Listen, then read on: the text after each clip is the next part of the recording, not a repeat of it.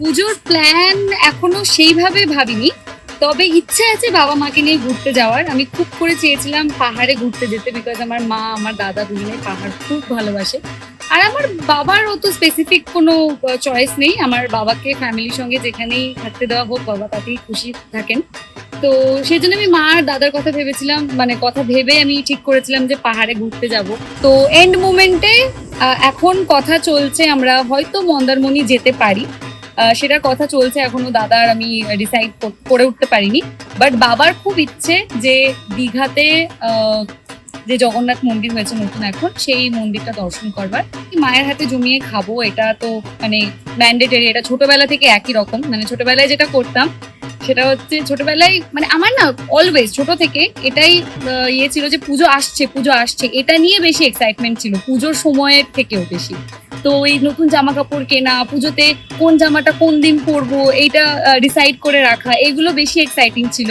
আর ছোটবেলায় তো খুব রেস্ট্রিকশন ছিল যে এই সময় টিভি খোলা যাবে না, এই টাইম থেকে এই টাইম পর্যন্ত টিভি দেখতে পারো, কার্টুন দেখতে পারো। তো ছোটবেলায় যেটা আমি করতাম সেটা হচ্ছে আমি ঘুম থেকে উঠেই স্নান করে নতুন জামা পরে আমি টিভি দেখতে বসতাম। আমি মণ্ডপে যাওয়ার আগে টিভি দেখতাম, তারপর আমাকে টিভি বন্ধ করে আবার মণ্ডপে নিয়ে যাওয়া হতো, সেটা আলাদা ব্যাপার। আর আমি খুব একটা বন্ধুদের সাথেও ঘুরিনি ছোটবেলা থেকে, আমার বেস্ট ফ্রেন্ডের সাথে আমি ঘুরতাম, সেটাও দিনের বেলা। রাতে বরাবরই আমি মা বাবা দাদা চারজন মিলে একসাথে ঘুরেছি, দূরেও গেছি, কাছে ঠাকুরও দেখেছি। এবারও সেটাই করব যদি সময় পাই, যেটা পাবো আই থিঙ্ক একদিন কি দুদিন পাবো সময়।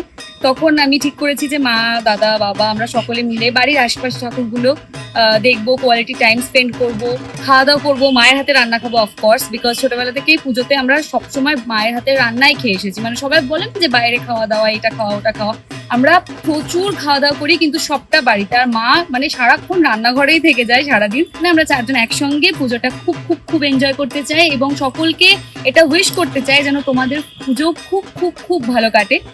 10 সিনেমার পক্ষ থেকে তোমাদের সকলকে পুজোর আগাম শুভেচ্ছা অভিনন্দন, এবং তোমাদেরকে অবশ্যই 10 সিনেমার ডিজিটাল পেজে মানে ইনস্টাগ্রাম ফেসবুক পেজে তোমাদের কিন্তু অবশ্যই চোখ রাখতে হবে, কারণ পুজোর আগে 10 সিনেমা তোমাদের জন্য নিয়ে আসবে অনেক আড্ডা, গল্প, হই হুল্লোড়, খেলাধুলা। আমরা সকলে মিলে প্রচন্ড মজা করবো, অ্যান্ড সেগুলো তোমাদের সামনে তুলে ধরা হবে। So stay tuned.